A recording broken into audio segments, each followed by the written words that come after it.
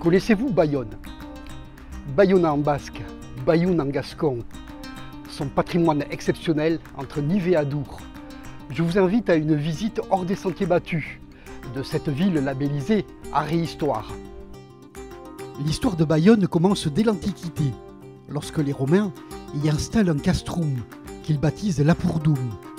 C'est au Xe siècle que la ville prend définitivement le nom de Bayona. De Lapurdum, il ne reste plus que sur le rempart Lachepaillé la tour Vieille Boucherie.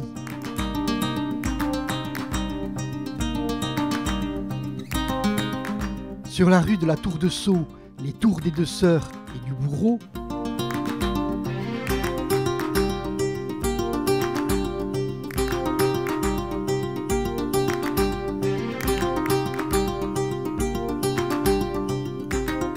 et rue des Augustins, la tour du Serrurier.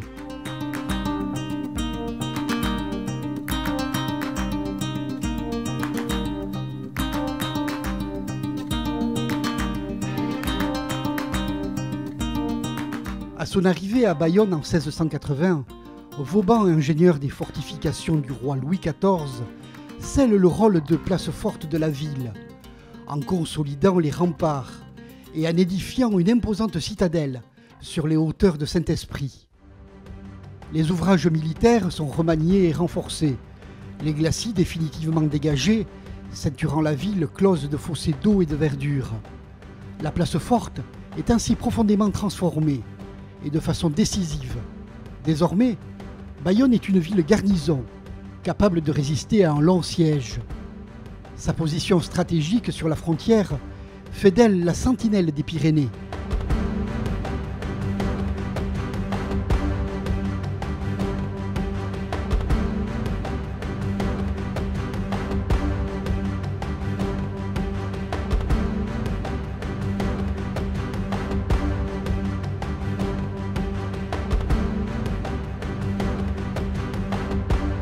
Le château vieux date du XIIe siècle.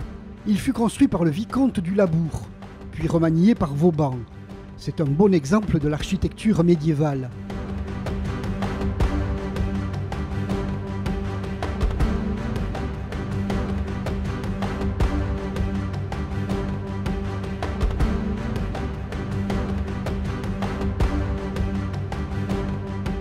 La cathédrale est édifiée à partir de 1258.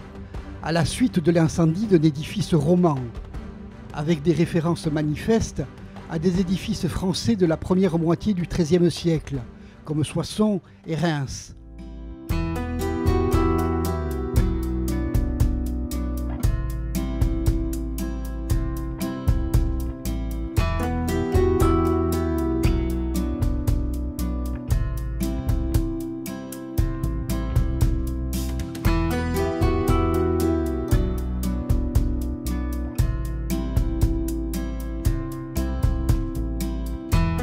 Construit sur les remparts, le jardin botanique est un véritable havre de paix au-dessus de la ville.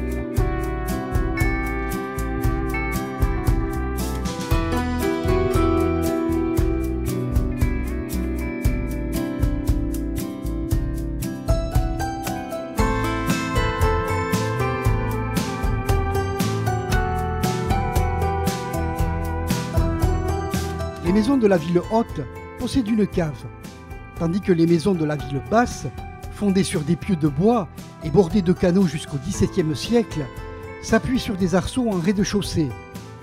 Cave et arceaux ont tous deux un accès direct sur la rue ou sur le canal et revêtent des fonctions similaires, entrepôts, magasins, qui témoignent de la prospérité économique de Bayonne au Moyen Âge.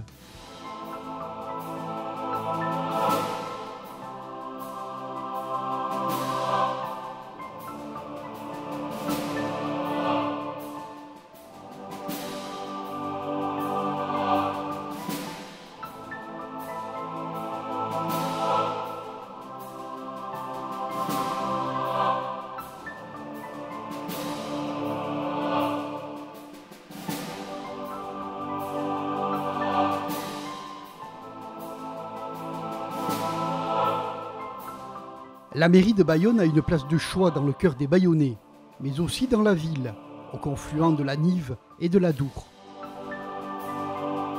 Point central de la vie bayonnaise, ce bâtiment construit en 1842 sur les plans de l'ingénieur des ponts et chaussées Charles Vionnois a été tour à tour, et parfois même à la fois, théâtre, archives, bibliothèque, muséum d'histoire culturelle et même musée de peinture. Mais l'incendie qui ravagea la mairie de Bayonne en 1889 remet tout en cause, et seul le théâtre à l'italienne de 1834 reste aux côtés de la mairie jusqu'à aujourd'hui.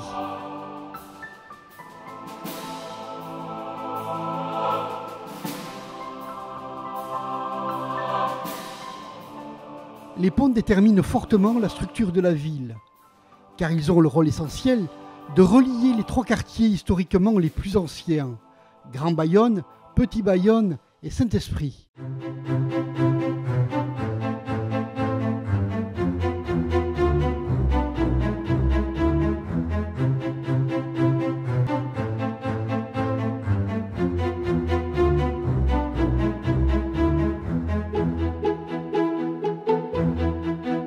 Surplombés par des hautes et étroites façades, les quais de la Nive, un lieu où il fait bon flâner à toute heure de la journée.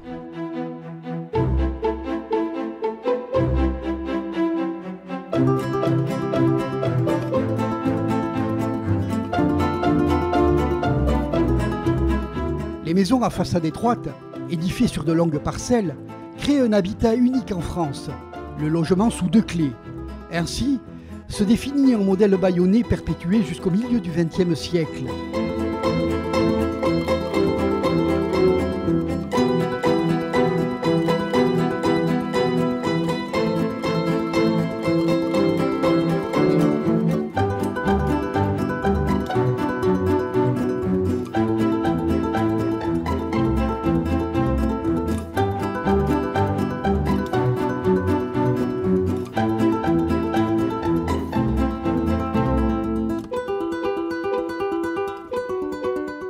Sur la rive droite de la Nive, le Petit Bayonne s'est développé au XIIe siècle.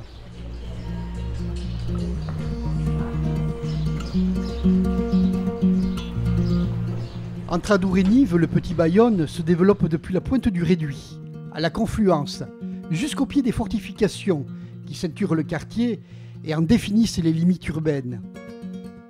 Encadré par les deux cours d'eau qui lui donnent sa forme insulaire, cette langue de terre de forme triangulaire, peu à peu gagnée sur des zones marécageuses, constitue la première extension urbaine de Bayonne au XIIe siècle.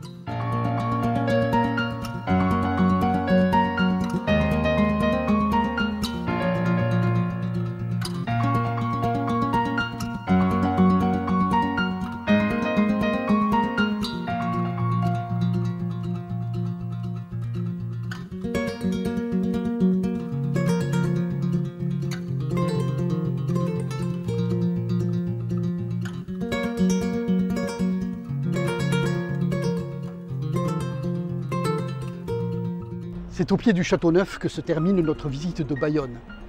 Je vous retrouve très prochainement pour de nouvelles découvertes.